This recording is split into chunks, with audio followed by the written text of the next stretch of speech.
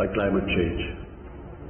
I commend the excellent role played by the UN Secretary General and the entire UN systems relief and recovery efforts in the wake of the pandemic. By the grace of Almighty Allah, Pakistan has been more fortunate than other countries. Through our policies of smart lockdowns and focus on the disadvantaged, we have been able to somehow contain the virus. We managed to save precious lives and at the same time livelihoods. I appreciate the international recognition of our pandemic containment strategy and our ESAF social protection program. We are now making all possible efforts to accelerate our vaccination campaign. Unfortunately, the COVID-19 pandemic revealed and accentuated the endemic inequalities which exist within and amongst nations. The global economy will not recover fully until all countries, rich and poor, are enabled to accelerate and expand investment for achieving the SDGs and climate goals. I believe that the following actions at the national and international level are indispensable to respond effectively to the triple crisis. First, universal and affordable access to COVID-19 vaccine is essential to defeat the virus and to revive global trade, investment and growth. The world must ramp up vaccine production, including in the developing countries, and ensure its rapid distribution. While the support offered by some major nations is commendable, more needs to be done. Of vital urgency is the waiver of intellectual property rights, even if temporary, vaccine production under license, full funding of COVAX facility, and provision of grants and concessional lending to enable developing countries to purchase vaccine at fair prices. Second, adequate finance must be mobilized to enable the developing countries to meet the triple challenge of COVID recovery, SDG implementation, and realization of environmental goals. There are synergies in these three challenges which should be utilized to build back better.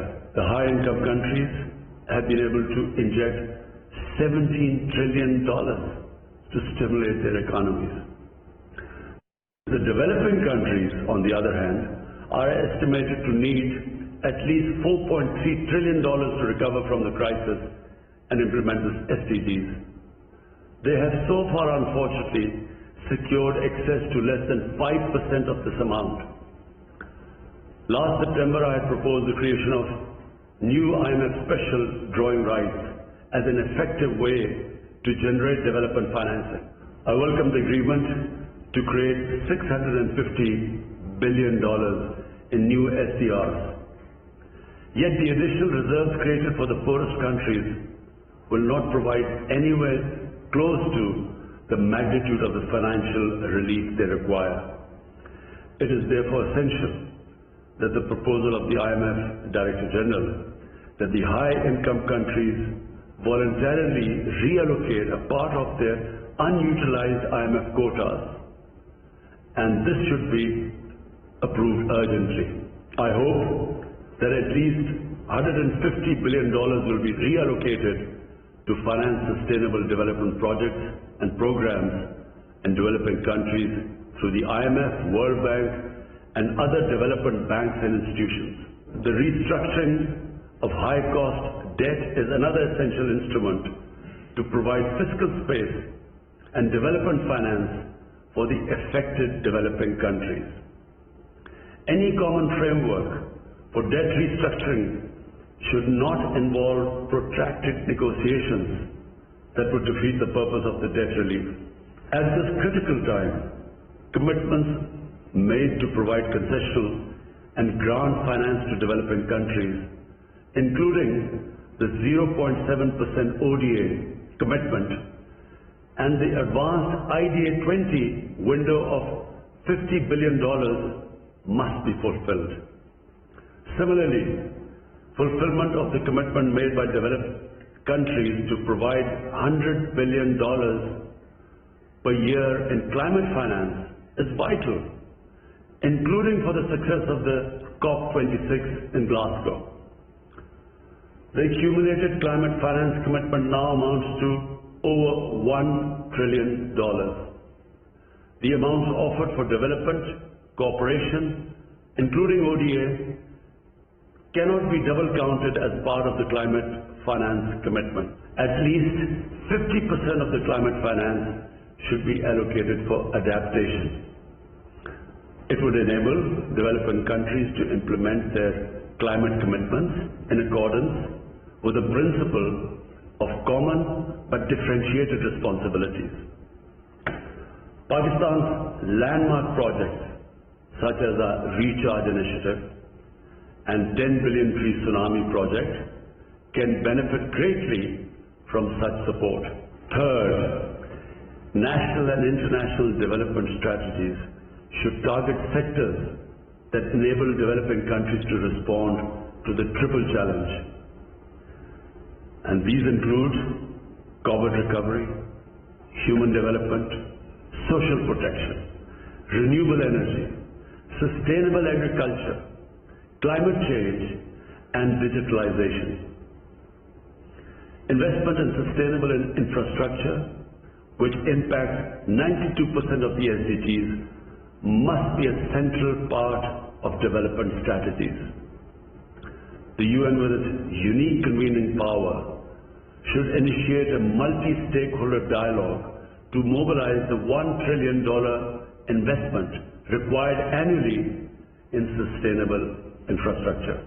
Moreover, the UN Development System, including the SDG Investment Fair, can make a vital contribution in enabling developing countries to propose viable projects that can attract public and private investment.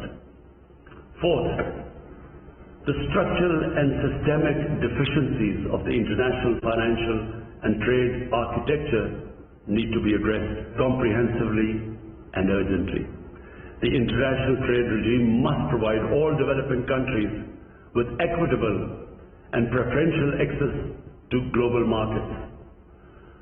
Protectionist measures erected by some major economies in violation of the WTO agreements must be rescinded.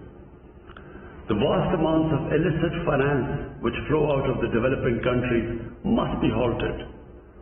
Their stolen assets should be returned unconditionally. The 14 recommendations of the Fact-I panel deserve to be endorsed and implemented.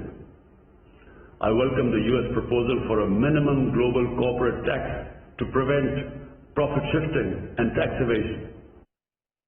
Excellencies, the COVID-19 pandemic has once again revealed the essential unity of humanity and the close interdependence of nations. This crisis should crystallize awareness of the immutable importance of the principles and purpose of the UN Charter. We must focus on peaceful and just resolutions of disputes and promote international cooperation for building a more equitable, stable and prosperous world. I thank you. اقوام متحدہ کے سیاسی forum سے وزیر اعظم عمران خان خطاب کر رہے تھے. انہوں نے کہا کہ کورونا کے دوران اسمارٹ لاک ڈاؤن کی پالیسی اپنائی, ہماری یہ پالیسی مؤثر رہی ہے. واپس آئیں گے اس بریک کے بعد. آپ رہیے دنیا نیوز کے ساتھ.